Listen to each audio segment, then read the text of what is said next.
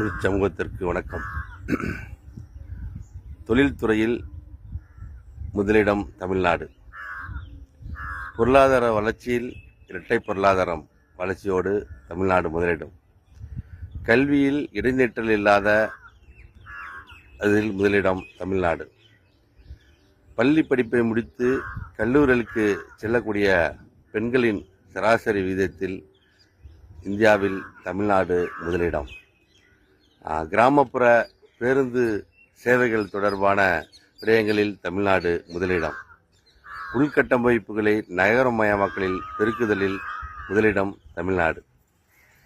தொழிற்சாலைகளுடைய அடிப்படை கட்டமைப்புகளை பூர்த்தி செய்து கொடுத்ததில் முதலிடம் தமிழ்நாடு அப்படின்னு சொல்லிகிட்டே போகலாம். அப்புறம் இன்னைக்கு இந்த விவசாயிகள்லாம் போராடிட்டு இருக்காங்கல்ல, அவங்களுக்கு இந்தியாவிலேயே இலவச மின் இணைப்புகளை அதிகமாக தந்ததில் முதலிடம் தமிழ்நாடு.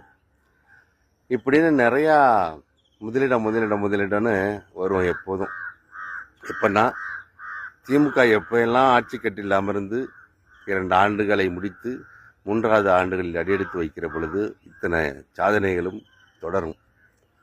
ஒவ்வொரு 5 ஆண்டுகளிலும் அவற்றையெல்லாம் பின்னால் வருகிற அரசுகள் தொடர்ந்தால் அதனுடைய வளர்ச்சி சமச்சீராக இருக்கும். அலட்சியப்படுத்தினால் மறுபடி கீழே போகும். இப்போ அப் அண்ட் டவுனாக அப்படி தான் ஒவ்வொரு முறையும் தமிழகத்தை உயர்த்தி கொண்டாந்து உச்சாணி கும்பிலை திராவிட முன்னேற்ற கழகம் தனக்கு கிடைக்கிற 5 ஆண்டுகளில் அரசியல் நெருக்கடிகளில் கூட இந்த விடயங்களை சாதித்து காட்டியிருக்கிறது. ஆனால் இப்பொழுது அந்த 20 நாட்களில் தமிழ்நாட்டினுடைய நிலை நான் சொல்லி தெரிய வேண்டியதில் எவையவற்றிலெல்லாம் முதலிடத்தில் இப்பொழுது தமிழ்நாடு இருக்கிறது என்பதை தமிழ்நாட்டு மக்களாகிய உங்களுக்கு தெரியும். இன்னும் சொல்லப்போனால் நடிகர் விஜய்க்கு வாக்களித்து விட்டு இன்று புலம்பிக் கொண்டிருக்கிற உங்களுக்கு தெரியும் எவற்றிலெல்லாம் தமிழ்நாடு முதலிடத்தில் இருக்கிறது. ஆனால் இன்று தமிழ்நாட்டிற்கு வந்து துவங்க வேண்டிய 17,500 கோடி முதலீடுகள் ஆந்திராவை நோக்கி சென்றிருக்கின்றன. அது பழைய செய்தின்னு சொல்லுவீங்க. 20 நாளில் அது ஒன்றும் பழைய செய்தி இல்லை.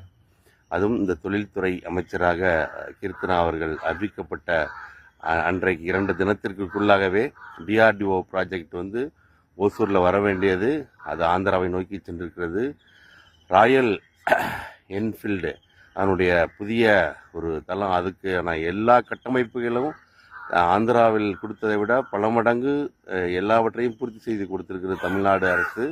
அப்படி இருந்தும் இது ஆந்திராவிற்கு சென்றிருக்கிறது. ஆந்திராவுடைய சந்திரபாபு நாயுடு மகன் நேற்று இவங்க ரீல்ஸ் போட்டாங்க. தொழில்துறையில் நாங்கள் பெரிய வளர்ச்சியை காண வைக்க போகிறோம், தமிழ்நாடு முதலீட்டாளர்கள்லாம் எல்லாரும் தமிழ்நாட்டில் முதலீடு செய்யுங்கள் என்று கீர்த்தனா அவர்கள் ரீல்ஸ் போட்டிருந்தாங்க. அந்த ரீல்ஸை தமிழ்நாடு முழுக்க எல்லாரும் கல்வி ஊற்றினாலும் ஆந்திராவில் சந்திரபாபுனுடைய மகன் அவர் நரகல் அவர் பாராட்டி இப்படியே தொடருங்க, யாரை பற்றியும் நீங்கள் கவலைப்படாமல் நீங்கள் உங்களுடைய பணியை இதே பணியில் தொடருங்கன்னு சொல்லியிருக்கார். ஏன்னா இந்த கீர்த்தனா ஏற்கனவே அந்த சந்திரபாபு நாயுடைய போகிற எலெக்ஷன் கேம்பெயினிங்கில் எப்படி இவங்க இங்கே எப்படி ஆதவ் அர்ஜுனா டீம்லேயும் இன்னும் பிரசாந்த் கிஷோர் டீம்லேயும் எப்படி இந்த வேலை பார்த்தாங்களோ அதேமாரி அங்கேயும் அந்த தேர்தலில் சந்திரபாபு நாயுடுனுடைய அரசியல் கட்சிக்கு வேலை பார்த்த ஒரு ஊழியர் இந்த கீர்த்தனா. இப்போ நீங்கள் எல்லாத்தையும் பொருத்தி பாருங்கள். 17,500 கோடி அங்கே ஆந்திராவுக்கு போயிருக்கு. அந்த ஆந்திரா தொழில் அமைச்சர் இவங்களை பாராட்டுறாரு. அதேமாதிரி இன்றைக்கி இருக்கிற அனில் ரெட்டி, சுனில் ரெட்டி, ஏகப்பட்ட ரெட்டிகள் தான் இன்றைக்கி நடிகர் விஜயை சுற்றி அன்றைக்கி பிரதமரை பார்க்க வரைக்கும் போகிறவங்க, சுற்றி இருக்கிறவங்க எல்லாம் ஆந்திராவுடைய என்ன மாதிரியான தொழில் செய்கிற தொழிலதிபர்கள் கூட இருக்காங்க. ரெட்டிகளுடைய சாம்ராஜ்யங்களின் கையில் தமிழ்நாடு போய்விட்டது ஆதவ் ரெட்டியோட துணையோட. அப்போ இந்த பாராட்டுகள் ஆந்திர முதல்வருடைய மகன் தொழிலமைச்சருடைய பாராட்டுகள் மிகுந்த சந்தேகத்தை வலுக்கின்றன. இனி வருகிற முதலீடுகள் எல்லாம் ஆந்திராவிற்கு திருப்பிவிடப் போகிறாரா அப்படிங்கிற கேள்விகள்லாம் இன்றைக்கி பத்திரிகையாளர்கள் இணையதளவாசிகள் எல்லாம் கேள்வி கேட்டிருக்காங்க. நாங்கள் கேள்வி கேட்குற இடத்துல இருக்கோம், கேட்டுக்கிட்டே இருப்போம். நீங்கள் பதில் சொல்லித்தான் ஆகணும். பதில் சொல்லுங்கள்.